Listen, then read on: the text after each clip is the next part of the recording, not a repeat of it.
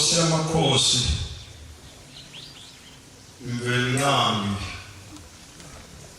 ngiyabonga isalelo sasezulwini engiphiwe sona.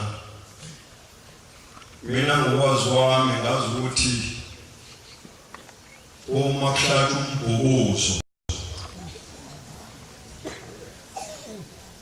umbhukuzo wenkomo leyo intombi esuke izalele ekhaya, bamncisha umuntu unkosikazi wathi ngincisha inyama mbhukuzo nami yozimithe yami. Inyama enjalo ayidlelwa esithebeni ngoba kusuke kwinyama engahlambulukile, idlelwa endishini nasemapletini ngobugqoko olwabantu basezulwini abahlanzekile. Le nkolo le yasephakameni yo-alpha no-omega, eyokuqala futhi eyokugcina, ngoba ayimshiyi umuntu la ngithanda khona ngaphezu kwethuna. Ukunazatha kumshiya umuntu ngaphezu kwethuna, kodwa kungena naye futhi ethuneni. Umuntu wasephakameni mayihambele emhlabeni uvama ukukhuluma asho ukuthi ngihambe kanjani. Mayisejele uyasho ukuthi ngisejele, mayisekhaya futhi asho ukuthi ngisekhaya, ngoba inkolo yakhona iyakhuluma. Nedlozi futhi lakhona lithethwa ngembuzi, alithethwa ngegusha njengabeSuthu. Idlozi lala ephakameni lithethwa ngembuzi, imbuzi eqeda zonke izinto. Kodwa ngalokho kangisho ukuthi ixoyisana abafazi ngembuzi. Lokho kwakushiwo kubantu abayintandane abangenabani futhi abagugile. Hayi kusuke wena uyingqabafu nje uthi uzoxolisa umfazi ngembuzi akuhambe kanjalo. So sidlule engomeni ka-215 2:15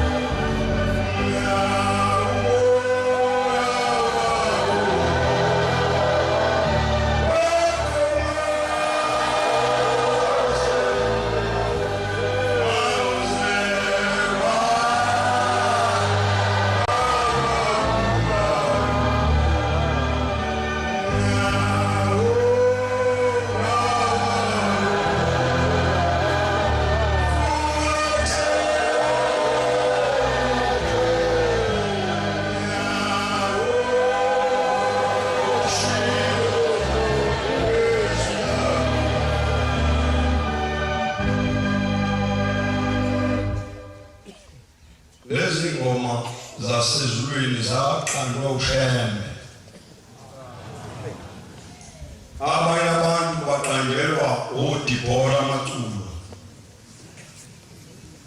no Rebecca ngiyatawa ngokusefile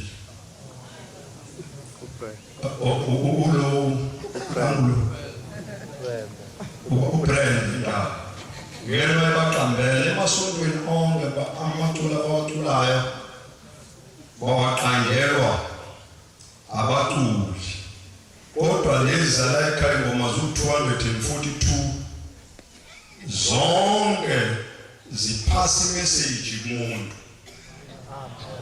ayikho ethi Jesus is coming ngoyesa ngokushemva wathunywa abantu ayikho neyodwa eyisingisi ngisho ingane zala ekhaya kwashemba imvamisa yazo zonke ziqanjwe amagama esintu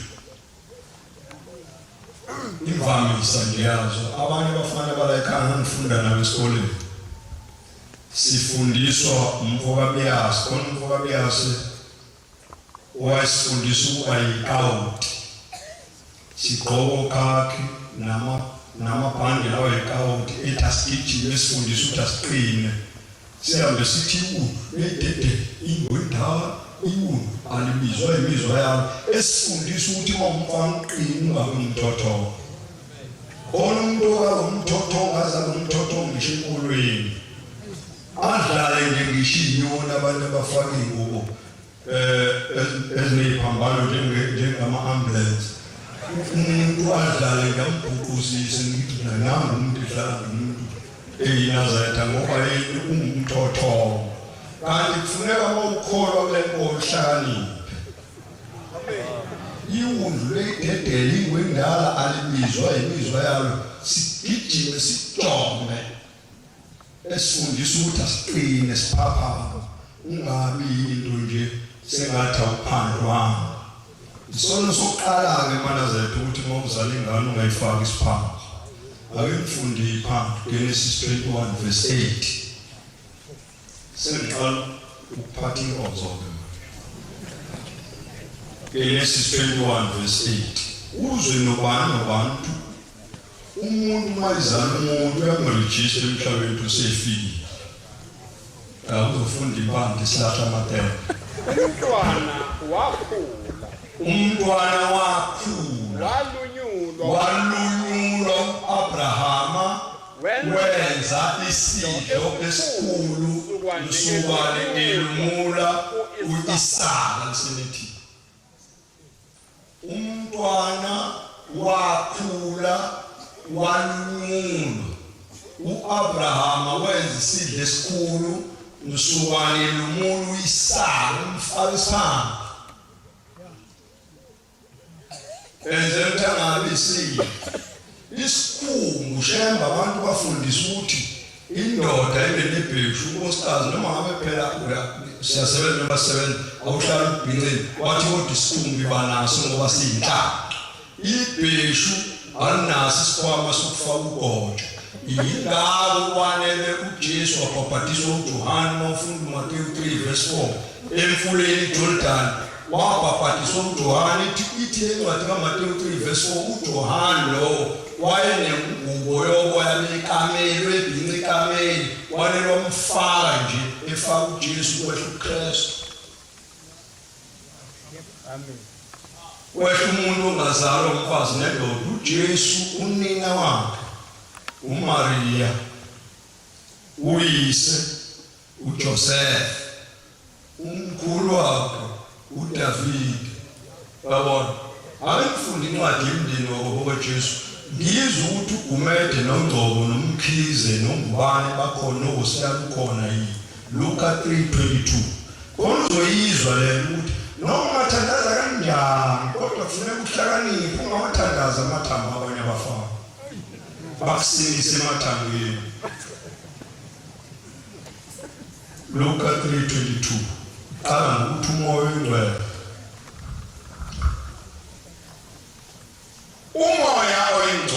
umoya oyingcwele sikhuluma ngoJesu manje enesimo sengathi ijuba qhubeka enesimo somzimba kungathi ijuba qhubeka wehla ezulwini phezu kwakhe wafika izwi livela ezulwini lithi wena uyindodana yami ethandiweyo ngikholwa kuwe. Izwi qhubeka. Yena uJesu wayeseneminyaka engaba 30. Uthi wayindodana kaJosefa. Nakho indodana kaJosefa, kaHeli, kamatati, kaLevi, kaMelki, kaJana, kaJosefa, kaMatatiyasi, kaAmoni, yena mfundisi uzozulumulimo izizogcina ngo-Adam kaThixo, uMkhize noGumede noHlabisa noZwane noShozi noGcwenza noMadondo nenkosi esemaqadini ngakho. Angikhuluma iqiniso mana ukuthi umndeni lo wabanye abafana. Thina inkosi yemndeni yethu nangu Gamaliel. Engithi mangithandaza ngithi shembe nqaba nami ezwe manje ngoba la ekhaya awukhonza uDoli. Jeremiah 10 verse 5. La ekhaya awukhonza uDoli into engahambi. Obaba bethu abasizalayo babesifundisa ukuthi mawulusile inkomeni wathatha ibumba lenza inkomo awuvumelekile ukungena nale ekhaya ngoba uzodinwa imindeni yala ekhaya ukuthi usuthatha uDoli wawufaka phakathi komuzi. Ngakela umfazi engenayo ingane wathi musu ukuthatha uDoli ubekela ngoba indlozi yakho izobona ukuthi unayo ingane. Wanelo ukhipha wamitha. Ayibonga inkosi yasephakathi. Wakhipha uDoli saseziyamkoro. Funda. Amukho ongangawe. Jeremiah 10 verse 5. Amukho ongangawe. Lezi zithombe njengezinsika ezibaziweyo azikhulumi ziyathwala ngokuba azinakuhamba ningazesaba ngokuba zingekwenze okubi futhi azingakwenza sithombe kungasaba wosaba inkosi yasephakathi. Ngoba izokutshela ukuthi wona enkonzweni ukukhonza isiphambano lithi isiphambano siyigugu. Basaba ukukhonza uJesu ngoba unemthetho. Bathi igugu lethu isiphambano. Yini igugu lakho kubekilanga ungabe umuntu ophefumulayo. Alungile ophefumulayo ngoba uzokutshela ukuthi akulungile mawuganiwe eqhoyisa umfazi ngoba uzofunga ezulwini. Amadoda onke ngiyawacelela enkosini yasezulwini ukuthi aphiwe imali aqhoyiswe amakhosikazi baphelele abantu. Ngoba le nto iyahlupha uma usufile nengane uma uyizele yazi ukuthi izalo wena wakababa.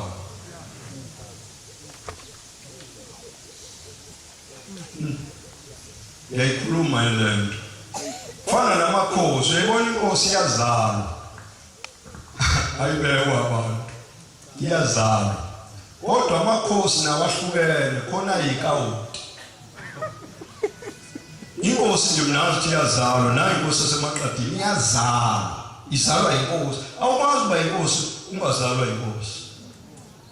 Ngiyawezwa nje amaduna athi afuna ukusiphatha kodwa uyisa sibakhumbule beyamakhosi asephakathi. Ayikho into embi ngomuntu omushiza ngengqondo. Okuphuphile wonke waziwaphupha umuntu. Funeka uhlakaniphe ezweni likaNkulunkulu. Wathi uJesu la esigabelelweni samanazi amanga ingozele emsebenzini wakho Nkosi. Khona umuntu ubhalile ushembe khona ingoma ethi ngisalele engazini wangahlulela ngentokozo. Ayikho into emuntu embi ngomuntu olala engazini umbona ubhudla ubuthongo impela. Ubonde mina ngiyangidlala abantu umuntu maye wathuza kumina bayatshelana bathi uzongena enkingeni uzokudalela inkinga yomuntu uzokudalela nje inkathazo ngoba ngiqale ngimtshele ngomhlaba wathi umuntu wenziwa yini ushemba ngayo emngcwabeni ngithi mina ngeke ayinangelinye ilanga uthumathini amabhoyi akhe abafundisi thina sinamabhoyi enkosi yasePhakameni abavangela amabhoyi ethu thina befunda abashumayela namabhoyi abavangela kunjalo manje inkosi yasePhakameni makushoniwe noma ngabe isikole ithuma abafundisi uthi yelo ushembini akulenza kwakhamba umama Dube mhlawumbe kwaZwathi inkosi ibingekho ibihlele endlini ngithi mina cha ngicela ukubuza ngomhlaba isilo siyayingcwele sengibuza la kunina yini kuze ushembele isilo siyena umuntu ngayibuza ukuthi isilo sizalo kwabani akazi kuphela nje wazi uAbraham akathi isilo inkosi ithi sizalo mama ngiyakutshela namhlanje sizalo mama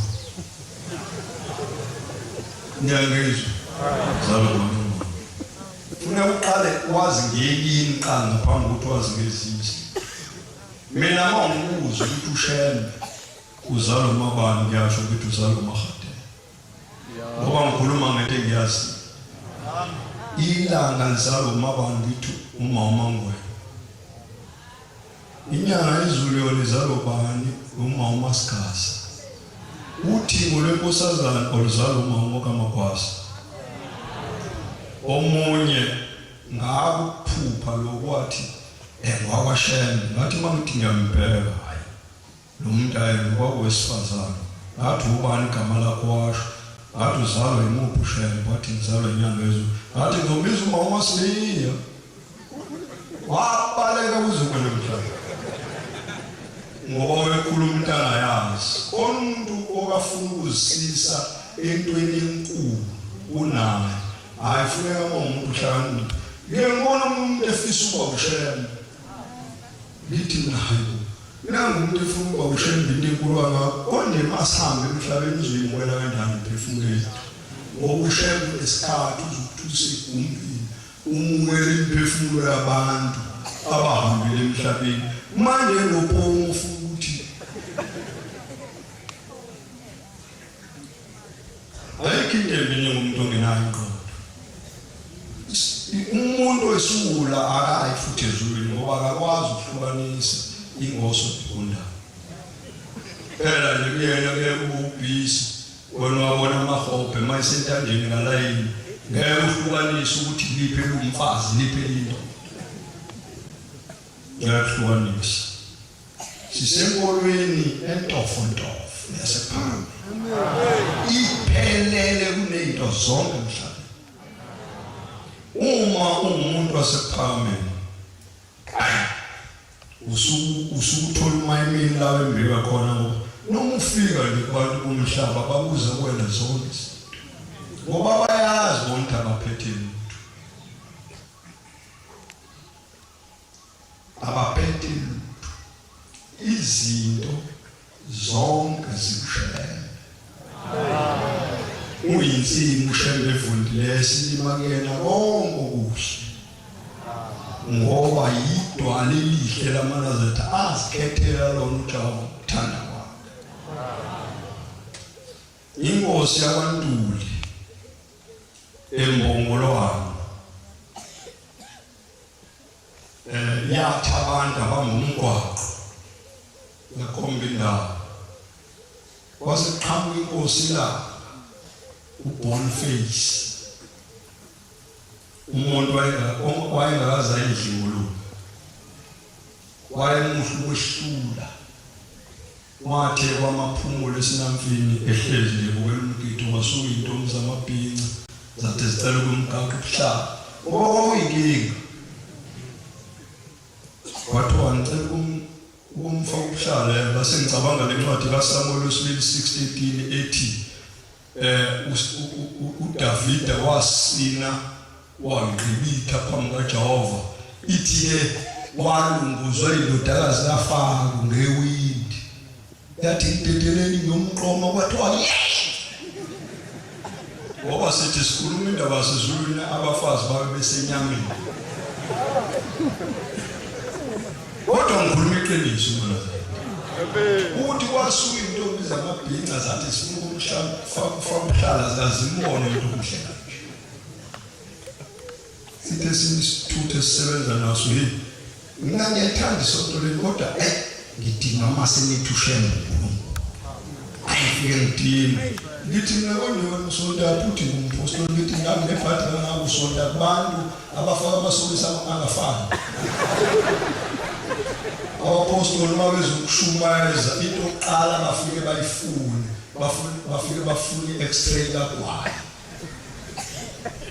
Isaiah 50 verse 7 lesifunde ngokwayo la ekhaya kupolona la ekhaya ubheke usikaleki ngokubhaliwe mhlawumbe isingisa usazi ubhaliwe kuthiwa smoking is a health risk uriska ngempilo yakho mawudlala verse 7 Isaiah 50 verse 7 ngokuba bekani nina nonke abaphemba umlilo bekani nina nonke abaphemba umlilo nabazihaqa ngey'nhlasi hambani ekhanyeni komlilo wenu hambani ekhanyeni komlilo wenu nokwezinhlansi eniziphendileyo zokhuniya kokwamkelwa kwesami sami niyakulala phansi ngenhlupheko bekani nina abaphemba umlilo nabazihaqa ngey'nhlasi ngoba uma ubheka insango uhlikihla izandla hlukana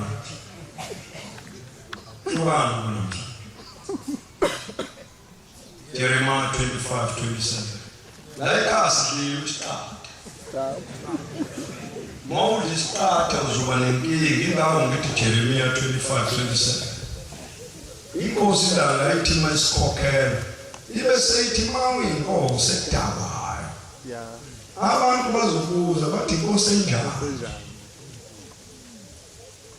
inkosi enjani ngoba yini uthengwa abantu ngogoloko bese ulahla iqiniso konke ngiyibongayo uNkulunkulu kwafika abafana bakwamasho bathi Mfundisi sicela ukuthi sikwazise ukuthi sicela ukuthi siye kosebenza eGqizivele silungise umuzwa wenkosi ngamazwi ngathi mina hawu ngabe ngizalile bavele bahamba bazuza inhlanhla kazibili bathi besasebenza bavele wafika inkosi yamakhosi ayibonga inkosi indaba enkulu nayo ukuthi into esingakhuluma ngayo kwenzela ushayela izinto ezinhle ngoba kufanele sizinengele ngokunezulu ukuze angasiyise esigogweni ngomhlaba njengonezulu angikhathali ngoba nje mhlawumbe kwistorm uyabona le ncwadi yeSamuel 21 ethi lawo izulu elisha lehle ezulwini Thixo olungiswe njengomakoti ehlobeni indoda yakhe kwakushintsha nje ngezizwe livele ezulwini lithi bheka umthetho kaThixo ukhona kubantu uyohlala nabo baba abantu bakhe abesula inyembezi kwakushintsha nje futhi Jeremiah 25:27 asidliwe isiqatha uyakuthi kubo usho Jehova wamabandla uThixo kaIsrayeli uthi uphuzani nihlanze niwe ningabe nesavuna liselethi wena uyikhethela ufuna ukudaba uhlanze ungabusafika khona impama mawufunda uDaniel 5:24 eyabonakala ibhala odongeni mein tikel ufasi ngikutshela ukuthi wawubuka umbhalo lo uqondaniswe nawo waxhaphazela njengephalishi wathi hawu njengoba kuthiwa mein tikel ufasi kusho ukuthini wasekiwa kubantu abakwazi ukutolika amaphupho bathi hawu ndaba ezitha bathi ukaliwe uthe ufakwa esikalini ongawashaya amaphaphu umbuso wakuqediwe amaMec namaPares izizwe ezimbili zohlukanisela nombuso wakho ngoba uyila awuna waba nenkulu inkinga wangazi ukuthi uzothathani ahlanganise nani kulobo busuku kwenze kanjani ngoba indaba kaNkulunkulu abanye abantu bayabacanga ukuthi yontanga wabo cha lento le yasephambili ayontanga umuntu yasizulu nje independence imele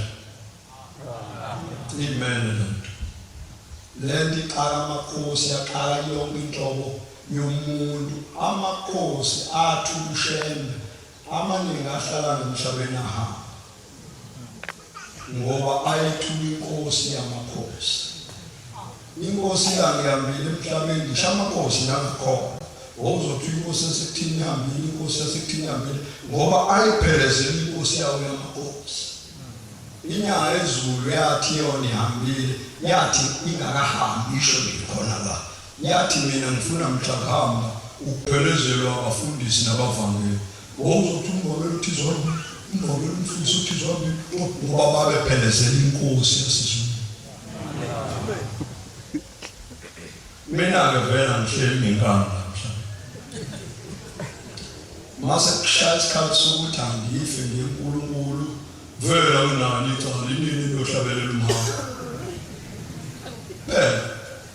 ngiyabona umuntu oqhaqhazela amakhulu nangokufa wofuza inkosi yasephakambeni yabuza umngoma yathi yafika yahlabelela yathokoze wamaNazaretha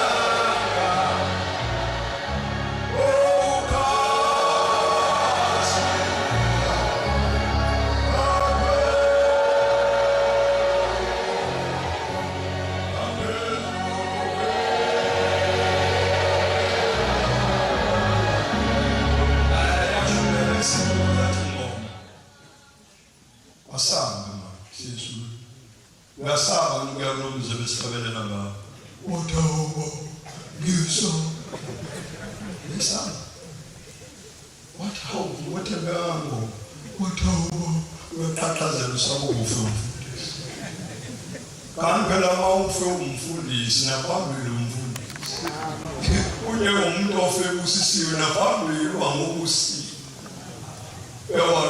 mina ngifile ukuhlala ngize ngiqede 100 years ngifundule kwesikhumbulo yibona lokho uthi umfundisi onjani iwona amakholwa ayothi umfundisi onjani lothwalwayo azobekwa kuphuma inkonzo aphinde athwale hayi mina ngazi ukuthi minimum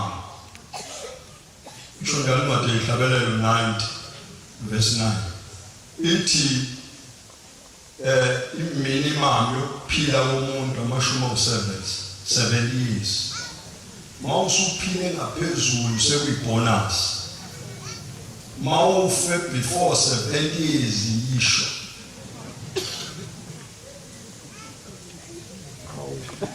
yisho akufanele ufunga oqeda u7 sekuyisho elivyo kodwa mawusuhlanganise 7 usuku usufe kahle kakhulu ngoba vele nasezulwini ikhona lento ngoba vele yakho kodwa phela ifuno imandi uhlale ngokuyithanda lento ngoba bhasobha ingozi phezu kwethu ifuna ukulivala mawukwayithuka ngoba yasezulwini ngiyababongela abafundisi beyinkonzo abeze abazoba amanasa.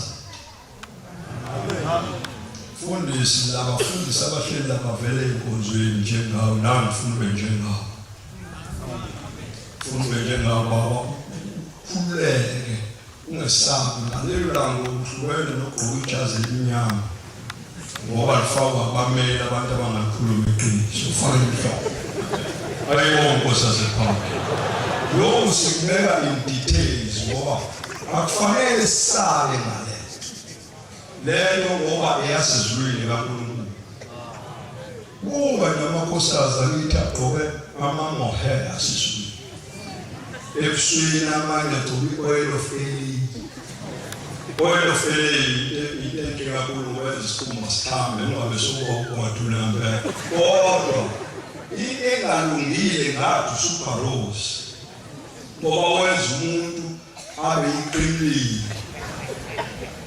Ingawe incwadi ithi bazonile ibala ngisanoDeuteronomy 32:5 bazonile ibala labo akusilona ibala labantwana bakhe bayisizukulwane esiphambeneyo nesisontikileyo ngoba sonta leso yeah 32:5 bazonile ibala labo akusilona ibala labantwana bakhe. Bebona indlela intombi emanyama igcwele oil of Eli. Unabelungu bathi black is beautiful. Bashisa ukuthi umuntu wemnyama uyiquality noma ngabe liyaduma unjinji noma ngabe liyana unjinji akashintshi. Ngikhuluma nemali into sami ukuthi nekushaya abamhlawumbe inhloso yami ukuthi ngibone ukosasipha noma mina ngasayibonanga bezono zami kodwa nina kufanele ngibone semqoka kulo ukuthi masamba kuleli lizwe sibonana nogama lethu inkosi yasizulu ushaya okuyelo lawo labantu ezulwini othiwa mo buduze ukuthi ufuna uJesu bavele batha uvela to ufuna uJesu dlula kombise lapho la ikhona ixabe umhlobo into olwazalo bekhuluma isingisi vele kumele iqondo lokho njengomunye wathawa ni wrong money to shame baba ngathi wena sonda kwathi ngisonto emarumeni ngathi lumlungu false goso ukandithi wathi ayiphe ufata lo ngithi ufata baba lo ayibongo ufata baba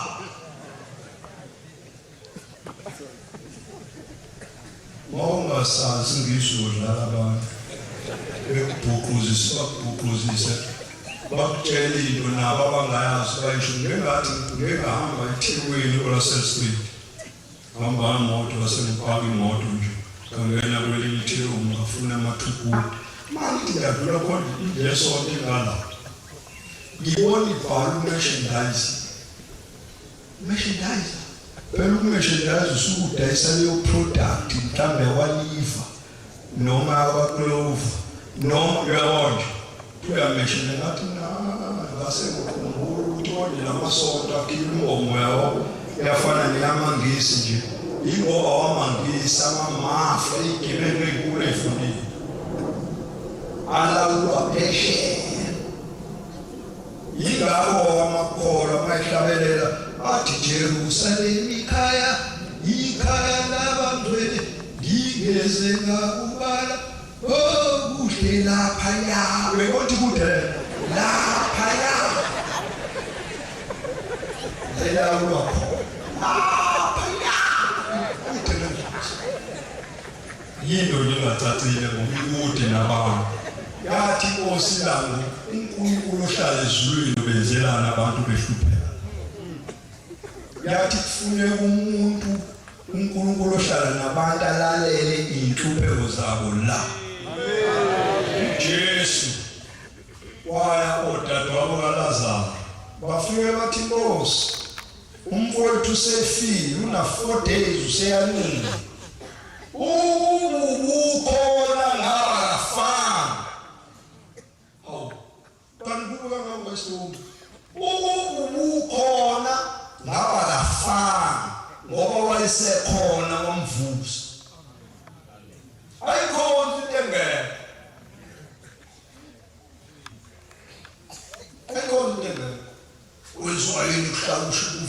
uhlala ushembe nangu uJesu kuthiwa wayehlezi isihlalo sikaDavid uyise nenkosi yamaqadi ihlezi isihlalo sikayise noyise wayehlezi kwesilandoteni inkosi uqhubulayo yasemaqadini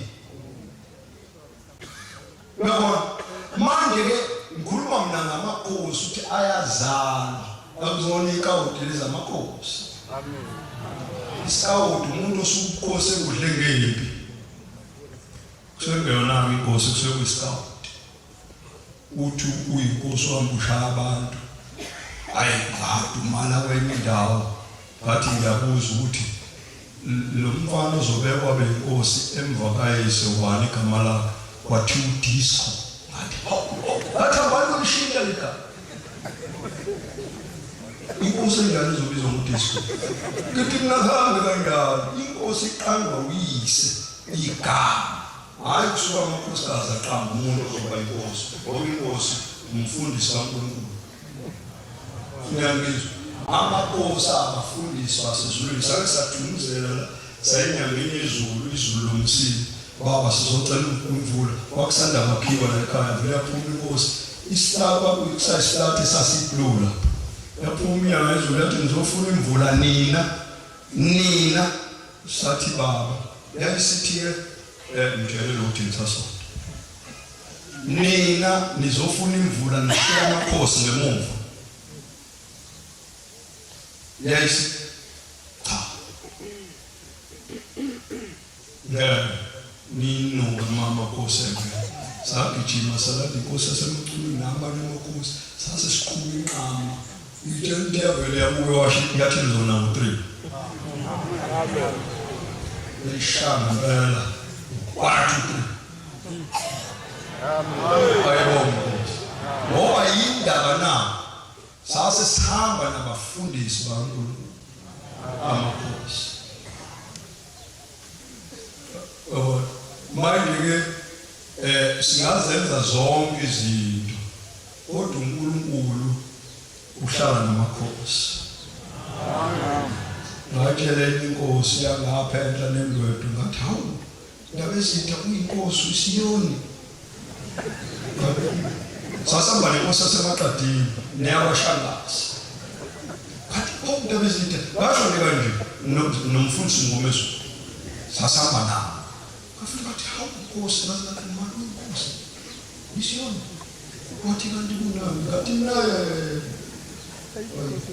ngoba lokho ngezokuthiwa isekungadamba ezinye izinto kufuneka siyibheke amakhosi ongalandela ushela ngoba aphethe abantu njengoba ephethe abantu nje ney'ndawo amashumi vele ngiyiqadi ngisho imigwaqo yakhona ibhalwe namaqadi ngoba vele sabasemaqadini nani nisivakashele nabasemaqadini masenifikile ayibonga inkosi ngingakho-ke manazetha ngithi-ke ngiyabonga kakhulu enkosini yamaNazaretha kuphungela imnandi sicela into yinye manje ukuthi ugombela silondolozele inkosi Yesu umhlaba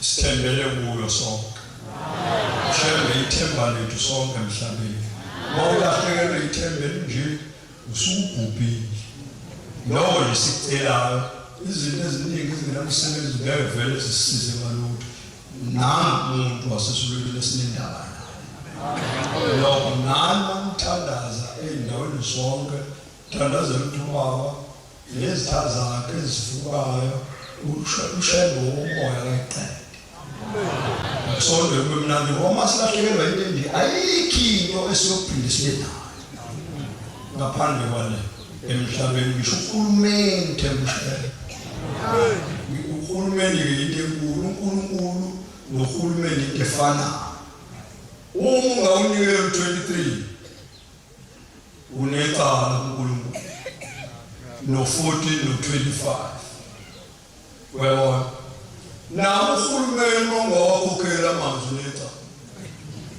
nama-rates hayi uNkulunkulu ayifuni lento nohulumeni akayifuni kwaba mkhulu into yokuqala yenza wathi bantu bami uhulumeni namakhosi mabefuna intela loyikhipha ngoba uNkulunkulu nohulumeni kuyahambisana namakhosi. Yasho njalo mawufuna ukuhlala kahle endaweni yenkosi ngoyiphatha kahle. Ungathi uhlele endaweni yenkosi ubufuna nawe uyilawula. Mina ngiyinkosi esemaqadini nginalo ucingo lwami kodwa ngiyifoneli sinoma kanjani ngoba inkosi. Ungabona ngize ngishaya ucingo sonixaya kakhulu funa ngiyakhona sengixaya ngokuthida usathana. Ngamuzwa lo umuntu ethatha kalufoni inkosi noma abangaphakathi hayibo usuphuphile mawunjalo umvangela ucele wawo wenza into eyisimanga sasiyothenga ifurniture sithengela ngaphakathi wathi ngizobiza umkhokheli aye kumanga phakathi umama Seko ukuze ayofuna ukuthi yini edingekile ngaphakathi ngoba mina ngiyesaba ukuya ongena ngaphakathi tholakala usucaluza noma ukuphi ungahloniphi lokho.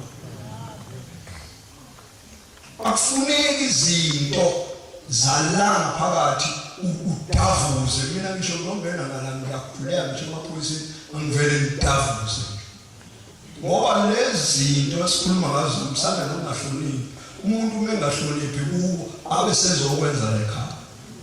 La ekhaya kufuneka uma wenza izinto khona uzenze ngenhlonipho.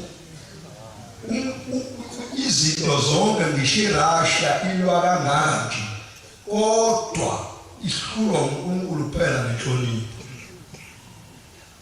Manje ke uShembe wenza isimanga izinto eziningi wawahlula amangisi waphatha umbuso waseZulu uShembe izwe liphethwa amangisi okleva kodwa vele abambe isigqoka sithi befuna ukuthenga amaplaza asithi abesithi bese betha ikhafu lasidayiseli iplaza kodwa wena siyakunika ngoba yini wayihlonipha. Ayikho into ehluhlonipha ungazenza zonke izinto kodwa mawuphuma silwe asifunda ukukhuluma ngawe ngoba vele uningi. Sothi sikhuluma ngokukholwa abantu wena ufuna ukusigandavula nangemithi unobhashangana kuwe cha la usezulwini izinto zonke zakhona ziyahlonishwa ngisho abantu ababekwesangweni abahlonishwa ngoba yini babekwe uNkulunkulu ukuthi ababheke. Umvangela umkhizo wakwangqoqela isimanga wangena isigebengu sizotshona savele sathatha isikhwama phela sasinani yengane kodwa sayeka zonke izinto. Wayesengitshela wangivuselela wayesethi hayi omunye kwenzeka izinto ezibhedayo wayesimuza inkosi ukuthi umthetho wakho amaphoyisa ukwanikelele na. Wathi phela mawusukunikelela lawa khona usukunikelela nawasemoyeni agada umuzi wakho. Mawungawanikeleli lawo dali chaos emzini wakho ongena abantshontshe yonke into wena uvuthiwe awufuni ukunikela imali yamaphoyisa isibinyezini. Yonke into emenyezelana phakathi yabhala ezulwini. Yingakho uncwadi kaDodo noma 12 iverse 18 ithi noma ninikela ninganikeli noma ekupha nonikela endaweni enompristi oyingcwele wesizwe sakini. uShembe owesizwe sethu. Mawunikele kuyena uphonza ngeke uzuze ngenzansi. Kanti mawunikele umameshedize uzoba lenkingi. Uzonikela umnikelo wakho uthathe ubukhosi. Ungayela kufanele khona ngoba awuyangiphele phakame. Izinto zonke zilotshwe ukuphakama. Nencwadi ithi uJehova yabusa ihlawe 93 uJehova yabusa wembethe ukuphakama. Akhuluma ngenye. Jeremiah 17 verse 12 sihlalo sobukhosi ukuphakama. nasekuqaleni thokuvela kwindawo eyingcwele yenu ithi Jehova kabakulahlala balonke emhlabathini mawungazange umthandazo ushembe avuka ngomhlaba kuphela umhlabathi ucindezela sisuke sithi shembele suke sithi igama namagama elenza ukuthi umhlabathi ungakwazi ukucindezela baba oyingcwele osiyamakosi ngicela ikhulu inkosi yezulu umnciphe siyabonga amazwi amnandi asiwathole kumfundisi wenkosi zimbusise